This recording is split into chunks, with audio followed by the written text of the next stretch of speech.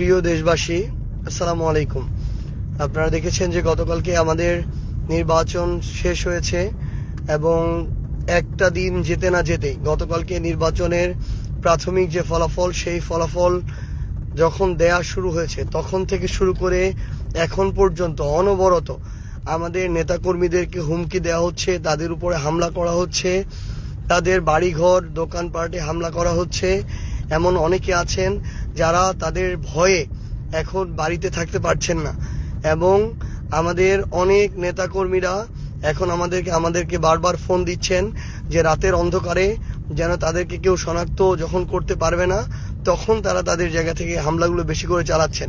একটু আগে আমার ইউনিয়নের আরেক প্রান্তে ২ নম্বর ওয়ার্ড গুঞ্জরমারি বাজার সংলগ্ন, সেখানে আমার ওয়ার্ড সেক্রেটারির বাড়ি, সেই জায়গায় ওয়ার্ড সেক্রেটারির বাড়ি ঘরে বিএনপির ছেলেপেলে গিয়ে সন্ত্রাসী কায়দায় মিছিল নিয়ে গিয়ে সেখানে হামলা চালিয়েছে, তাদের উপর আক্রমণ করেছে। আমরা এখানে আমাদের ক্ষমতার জন্য রাজনীতি করতে আসি নাই। আমাদের নেতাকর্মীদের গায়ে স্পর্শ করার আগে সেটা আমাদের শরীরের উপর দিয়ে যাইতে হবে। তাই এখন রাত প্রায় 11টা বাজতে চলেছে। আমি আমার ওই নেতাকর্মীর বাসার দিকে যাচ্ছি। আমরা দেখতে চাই যে বিএনপির নেতাকর্মীরা তারা কত বড় সন্ত্রাসী হইতে পারে, কত হামলা করতে পারে, রক্ত ঝরাইতে পারে, জীবন নিতে পারে। আমরা আমাদের জায়গা থেকে এটা দেখতে চাই। আমি নিজে এখন সেখানে যাচ্ছি, আমরা কয়েকজন মিলে যাচ্ছি, দেখি তারা আমাদেরকে হামলা করুক, আমাদেরকে মারুক, তারপরে আমাদের নেতাকর্মীদেরকে স্পর্শ করতে হবে। তারা মনে করেছে তাদের জায়গা থেকে যে তারা বিজয়ী হয়েছে, এখন তারা আরেকটা স্বৈরাচার কায়েম করবে, নব্য স্বৈরাচার হবে। কিন্তু আমরা আমাদের জায়গা থেকে স্পষ্ট করে একটা কথা বলতে চাই যে এই বাংলাদেশে এটা আমরা আর হইতে দিব না, এ হওয়ার সুযোগ দেয়া হবে না। প্রয়োজন হলে আমরা কালকে থেকে আবার রাজপথে নামবো। প্রয়োজন হলে আমাদের যে লড়াইটা ছিল অভ্যুত্থানের পরে, এই 1.5 বছরের লড়াই, যে বাংলাদেশে একটা গণতান্ত্রিক রাজনৈতিক পরিবেশ তৈরি করার লড়াই, এই লড়াইটা আমাদেরকে কালকে থেকে শুরু করতে হবে। আমরা আমাদের সকল নেতাকর্মীদেরকে আমি আমার জায়গা থেকে স্পষ্ট করে বলতে চাই, 11 দলীয় জোটেরও আপনারা যারা রয়েছেন আপনাদেরকে স্পষ্ট করে বলতে চাই, আমরা আমাদের জায়গা থেকে শুধু আমাদের দলীয় রাজনীতিটা করি, আমরা মানুষের রাজনীতি করি। এটা যদি কারো সহ্য না হয়, কেউ যদি শুধুমাত্র আমরা একটা দল করি দেখে, একটা জোটে অংশগ্রহণ করেছি, ভোটে অংশগ্রহণ করেছি দেখে কেউ যদি মনে করে যে আমাদেরকে মারা, রক্তাক্ত করা, হামলা করা বৈধ হয়ে গিয়েছে, তাহলে তাদের বিরুদ্ধে আমাদের নামতে হবে। এরা আবার আরেকটা নব্য স্বৈরাচার কায়েম করতে চায়। আমি আমার জায়গা থেকে স্পষ্ট করে আপনাদেরকে বলি, বিন্দু মাত্র ভয় পেলে চলবে না।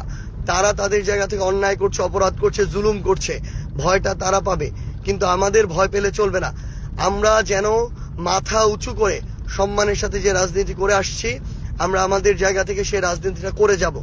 আমি আমার জায়গা থেকে এইটুকু আপনাদেরকে কথা দিচ্ছি যে আমার পঞ্চগড় 1 আসনের যে কোনো জায়গায় যে কোনো নেতাকর্মীকে যদি আঘাত করা হয় আমাকে জানাবেন, আমি ছুটে যাব সেখানে। আমরা ওই রাজনীতি করতে আসি নাই যে ঘরে বসে থেকে রাজনীতি করব। সৃষ্টিকর্তা মহান আল্লাহ আমাদের সুযোগ দিয়েছেন এই বয়সে আপনাদের প্রতিনিধিত্ব করার। আপনারা 1,68,000 মানুষ সেই আস্থাটুকু রেখেছেন। আমরা রক্ত দিব, জীবন দিব, কিন্তু আপনার যে আস্থার যে আমানত, সেই আমানত আমরা রক্ষা করব ইনশাআল্লাহ। আমি আমার জায়গা থেকে এখন গুঞ্জরমারি বাজারের দিকে আসছি। সেখানে নাকি 2-3 জন নব্য স্বৈরাচার তৈরি হয়েছে, যারা মনে করছে যে তারা জিতেছে দেখে সেখানে তারা আরেকটা ত্রাসের রাজত্ব কায়েম করবে, দাসের রাজত্ব কায়েম করবে। তাদের কথা মতো মানুষকে উঠতে হবে, চলতে হবে, বসতে হবে। এবং তারা তাদের জায়গা থেকে মনে করছে যে কেউ আর অন্য দলের রাজনীতি করতে পারবে না। যারা শাপলাকলির ভোট করেছিল, যারা সার্জিস আলমের সাথে রাজনীতি করেছিল, তাদের আর বেঁচে থাকার অধিকার নাই। যারা এটা মনে করে তাদের বিরুদ্ধে আমাদের আরেকটা লড়াইয়ে নামতে হবে। এই লড়াইটা হচ্ছে আগামীতে নব্য কোনো স্বৈরাচার তৈরি না হতে দেওয়ার যে লড়াই, সেই লড়াই। আমি আপনাদেরকে আহ্বান করব, পুরো পঞ্চগড় 1 আসন সহ পুরো বাংলাদেশে আপনারা যারা আজকে আপনাদের উপর হামলা হচ্ছে, জুলুম হচ্ছে, নির্যাতন হচ্ছে, আপনারা রাজপথে নেমে আসুন।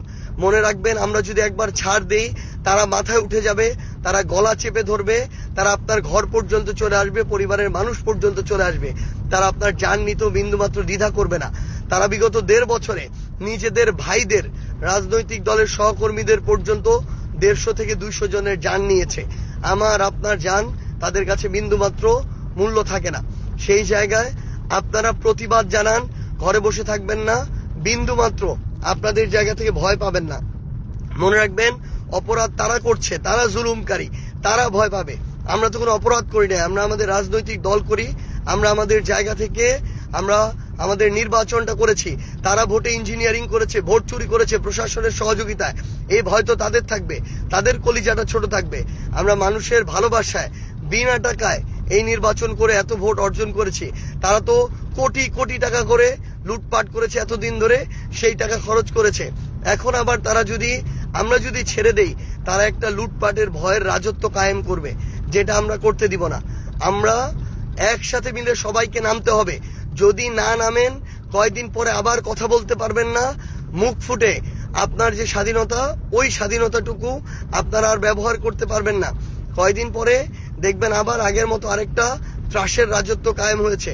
এই জন্য প্রথম দিন থেকেই প্রত্যেকটা অন্যায়ের বিরুদ্ধে আমাদের একসাথে দাঁড়াইতে হবে। মনে রাখবেন, আমাদের এই রাজনীতিতে, এই পঞ্চগড় নয়, পুরো বাংলাদেশে আমাদের নেতাকর্মীদেরকে আমরা ছেড়ে যাব না ইনশাআল্লাহ। আমাদের রক্তের উপর দিয়ে, জীবনের উপর দিয়ে তাদেরকে স্পর্শ করতে হবে। আমি আমার জায়গা থেকে এখন গুঞ্জরমারিতে আসছি। আমাদের যারা ভোটার ছিলেন, নেতাকর্মী, শুভাকাঙ্ক্ষী, সমর্থক, আপনারা গুঞ্জরমারি বাজারের এখানে চলে আসুন। ইনশাআল্লাহ আমরা একসাথে মিলে সকল ধরনের নব্য স্বৈরাচার যারা আছেন, যারা নতুন করে মানুষের উপরে জুলুম করতে চায়, তাদেরকে আমরা রাজনৈতিকভাবে মোকাবেলা করবো ইনশাআল্লাহ।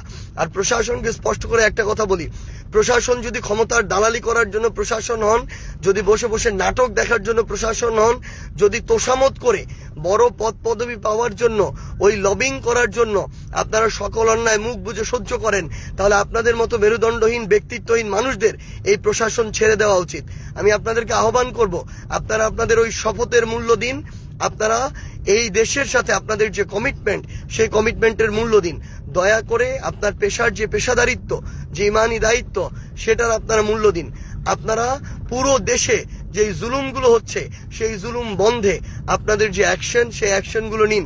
এবং তারেক রহমানকে আমার জায়গা থেকে আমি স্পষ্ট করে একটা কথা বলতে চাই, যে আপনি দেশে এসেছেন, আপনি আপনার জায়গা থেকে এই নেতাকর্মীদেরকে, যারা আজকে থেকে 1.5 বছর আগে জুলুমের শিকার ছিল, যারা নির্যাতিত ছিল, অনেকে নিপীড়িত ছিল, তারা যে আজকে নতুন করে জালেম হয়ে উঠছে, তাদেরকে যদি আপনি আটকাইতে না পারেন, নিয়ন্ত্রণ না করতে পারেন, তাহলে আওয়ামী লীগের চেয়েও খারাপ পরিস্থিতি হবে আপনাদের।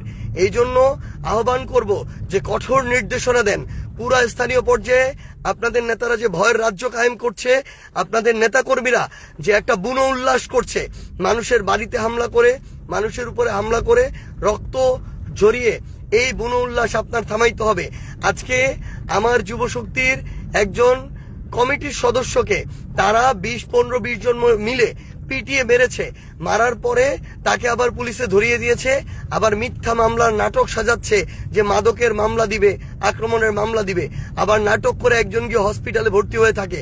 এই ধরনের নাটক করে যদি আপনারা মনে করেন যে বাংলাদেশে আরেকটা ভয়ের রাজ্য কায়েম করবেন, আমি শুধু আপনাদেরকে সতর্ক করে দিচ্ছি, এখানে অভ্যুত্থানের প্রজন্ম, অভ্যুত্থানে অংশ নেওয়া সবাই এখনো বেঁচে আছে।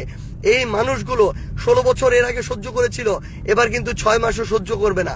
আমি আপনাদেরকে সতর্ক করে দিচ্ছি, এর আগে শেখ হাসিনা ভারতে পালিয়ে গিয়েছে, এমন অনেকে আছে যারা অপরাধ করে পার পেয়ে গিয়েছে, কিন্তু আমাদের ওই অভিজ্ঞতাগুলো আগে ছিল না বলে এটা হয়েছে। এখন সেই অভিজ্ঞতা আছে, কেউ পার পাবে না, কেউ পালানোর সুযোগ পাবে না। একদম স্পষ্ট করে বলে দিচ্ছি, আপনারা সবাইকে সতর্ক করে দেন।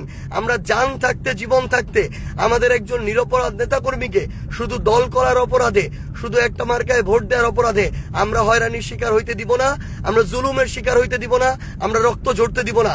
এটা আমাদের ওয়াদা, এটা আমাদের কমিটমেন্ট। আমাদের নেতাকর্মীরা বাঁচলে আমরা আবার রাজপথে দেখা হবে। আপনারা সবাই প্রস্তুত থাকুন, নির্দেশনার অপেক্ষায় থাকুন।